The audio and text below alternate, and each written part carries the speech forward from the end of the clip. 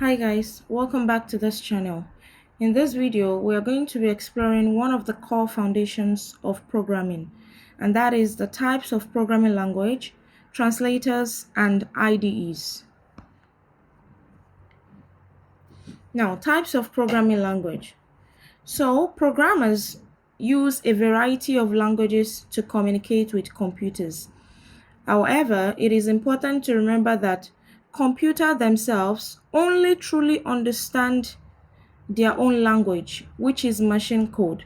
So when we say machine code, we are referring to binary, which is zeros and ones. This is the language that computer understands. So anytime you write a program, whether in Python, in Java, PHP, JavaScript, assembly language, whatsoever language, that program must eventually be translated into a machine code so that the system can understand what the programmer is trying to communicate. Now, there are two broad categories of programming language. We have high-level language and we have low-level language. So low-level language is further split into two, machine code and assembly language. We'll be exploring each of these language in the next slide. So for high-level language, the ones most programmers use. Okay, this is the language that most programmers use to communicate with the system, while low-level language is closer to the hardware. So we choose the type of programming language depending on the task and how much control is needed over the computer hardware. Now, let's go to high-level language. So what are high-level language?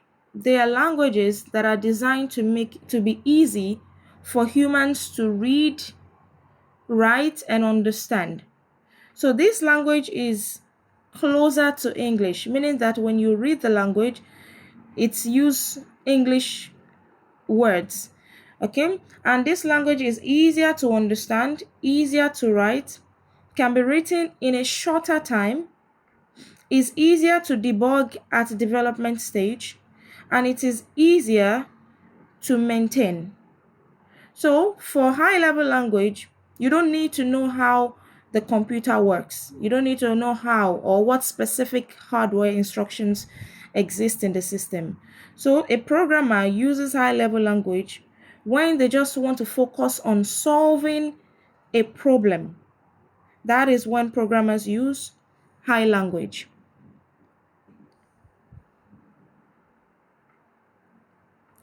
Let's look at low level language. So low level language, they are much more closer to computer hardware, specific hard architecture and hardware of a particular type of a computer. So low level language can sometimes be referred to as machine code, which is the binary instructions that a computer understands, and also assembly language that uses symbols and mnemonics. So low-level language are usually tied to specific processor or architecture. You only use low-level languages when you need a very fast performance, maybe direct control of the memory, and you want to gain access to the computer hardware features. That is when low-level language is used. Now let's look at machine code. So programmers do not usually write in machine code because it's very difficult to understand and it can be complicated to manage the data manipulation and storage. So programmers rarely or human rarely write programs that are directly machine code. Now look at this. This is an example. So these hexadecimal values, these are the values in binary. As you can see, it's very easy for us to remember this hexadecimal value. But for binary, it is the values are longer and it's much more difficult to remember. Now let's look at assembly language. Also, fewer programmers write programs in assembly language. And those who do this, they do this for so many reasons.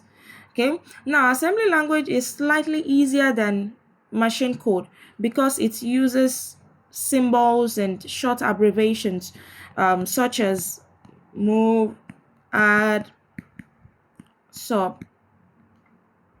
So when programmers write using assembly language, they write using assembly language when they need to access special hardware features in the system, or they want to use a special machine independent instructions, or they need to write codes that will not take much memory space. Okay, that will not take much memory space, or when they need to write codes that performs tasks very quickly. Also, when they need extremely fast performance, this is when assembly language is used. So, and when assembly language is used, it has to be translated into a machine code using the translator called assembler. Okay, although assembly language is a low-level language, but still computer does not understand assembly language, so it still has to be translated into machine code.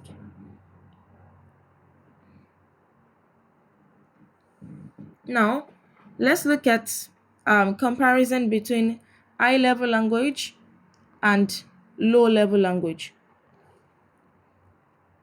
So first, for high-level language, number one, it's easier to debug, it's easier to correct errors. It is inefficient in hardware usage. Since we don't need to communicate directly to any specific hardware in the system, we only focus on solving problems. Also, it is easier to read and write by programmers because we use English words. Okay, then also high-level language takes up a lot of memory due to layers of abstraction. Now, what does this mean? So high-level language hides many complicated details from programmers, and because the computer has to run like extra systems behind the scene to be able to handle all of these hidden details, it uses more memory. And lastly, execution time is much slower. Now, for low-level language, it is harder to debug. One advantage of it is that it's able to directly manipulate computer hardware. We can directly communicate to a specific hardware in the system. Also, it is more challenging to read and write, and then it takes up a little space in the primary memory. And lastly, execution time is faster.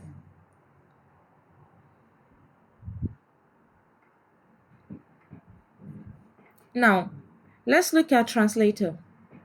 As we said earlier, computers cannot understand high-level languages. So if they cannot understand high-level languages, then we need a translator. A translator is needed to convert our programs into a machine code. The translator will convert the programs that has been written in high-level language or in assembly language into a machine code for the computer to understand and perform whatever instructions has been written. And there are several types of translator that is used, and each one performs a different task. So let's look at them. We have three types. The first one, we have interpreter. So an example of programs, we have Python, JavaScript. We have compiler, and then we have assembler, which is used for assembly language. Now let's look at each translator one after the other. So the first one is interpreter. So we said that an interpreter reads the code line by line in a program written in high-level language. Now, what does this mean? It means that the translator goes through each line. So it reads the line. After reading the line, it translates the line and then executes the line. Then it goes again to the next line, reads the line, translates it, and execute it. Now, let's assume that on this second line, there is an error. What will happen is that the interpreter will stop execution of the code immediately and display an error message. So that's why for Python and JavaScript, these are good examples of interpreted languages. This is why when you run Python code, it can immediately show you an error and the exact line that the error has taken place. So this is the function of an interpreter. The codes are interpreted line by line. Now let's look at a compiler. So what a compiler does is that it takes the entire program that is written in high-level language, translate it all at once into a machine code. It will not go line by line. No, it takes all the program and translate it all at once. So once the program has been compiled, the machine code runs over and over and over again without the need to recompile. So such as language like C and C++ use compiler. Now, if there is an error, or if error is detected, a report is produced. Okay, the compiler will give you an error report instead of producing a machine code. This is how a compiler works. Now let's look at an assembler. So an assembler is also a type of translator that translates a program written in an assembly language into a machine code so that it can be directly used by a computer to perform tasks quickly. Now, just like a compiler, once the assembly code has been assembled, the output can be reused multiple times without the need to reassemble the codes again.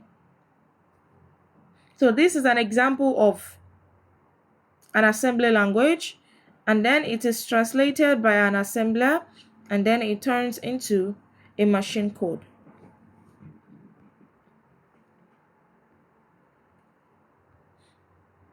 Now, this table summarizes the roles of interpreters, compilers, and assembler. So, for a compiler translates a high-level language program into a machine code. An interpreter executes high-level language program one statement at a time, meaning line by line, while assembler translates a low-level assembly language into a machine code. Now, for compiler produce executable file, assembler produce executable file, while interpreter does not produce executable file. So for compiler also, the program is run without the compiler, meaning that after it has been compiled, the program can be used, the compiled file or the executable file that has been produced can be reused over and over again. Same thing for assembler. So assembled program is run without the assembler. But for interpreter program cannot run without the interpreter. So every time the program needs to be used, it has to be run again. Now let's look at the advantages and disadvantages of interpreter and compiler. So for interpreter, they are easier and quicker to debug and test during development stage. They are easier to edit programs during development stage. The disadvantages: programs cannot run without the interpreter, and programs can take longer to execute due to layer of abstraction. And then for compiler, the advantages: programs can be stored ready for use. Programs can be executed if it has been translated before, can be executed without the compiler. The program takes up less space in the memory when it is executed, and the program is executed in a shorter time. Now, the disadvantages: it takes longer time to write, test, and debug programs during the development stage.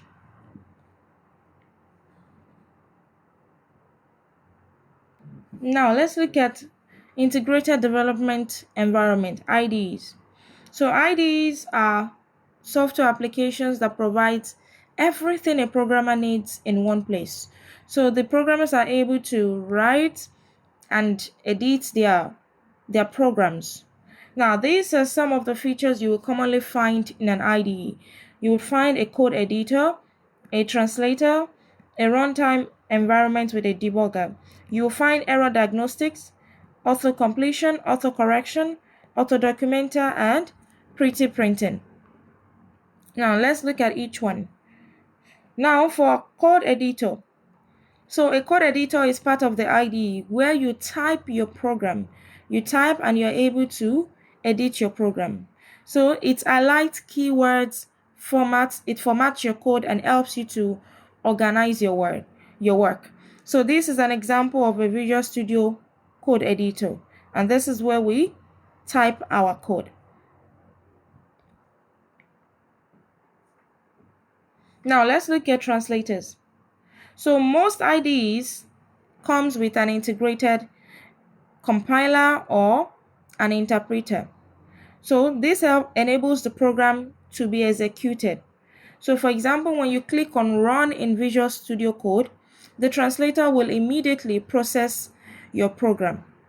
Now, typically, the interpreter is used while developing the program, and compiler is used when the program is complete and ready for distribution, meaning ready to be used.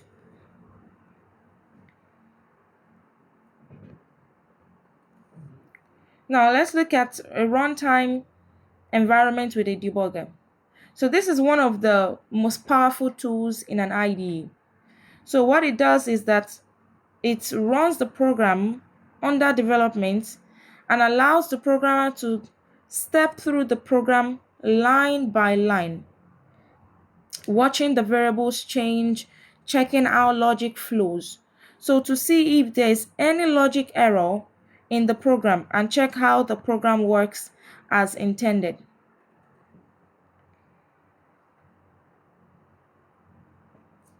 Let's look at error diagnostic. So error diagnostic highlights any mistakes as you type. For example, if there is missing brackets, it will highlight the mistakes.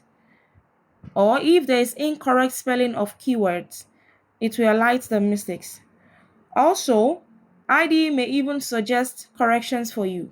And when it suggests correction for you, this will help you reduce syntax errors before running the program. Now let's look at auto-completion. So auto-completion is used to predict what you want to type and give suggestions. So such as, for example, variable names or reserved words. So the system will suggest these words to you as you type, and this makes programming faster and reduces typing error.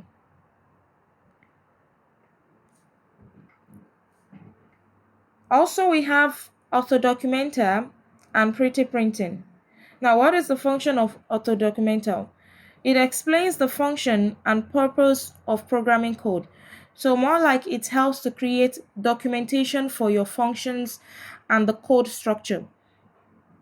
So most code editors color code the words in program. Now this is pretty printing. This is when the system automatically formats your code using colors, indentation, and spacing so that it is readable and professionals. So for words that are like in the same category, for example, variables, this will be color coded using the same color. Or if you have strings, so every time you see strings, it will be shown in red. So this is pretty printing. And that brings us to the end of today's lesson. Thank you guys so much for watching. Please do not forget to like, share, and subscribe. See you in the next video.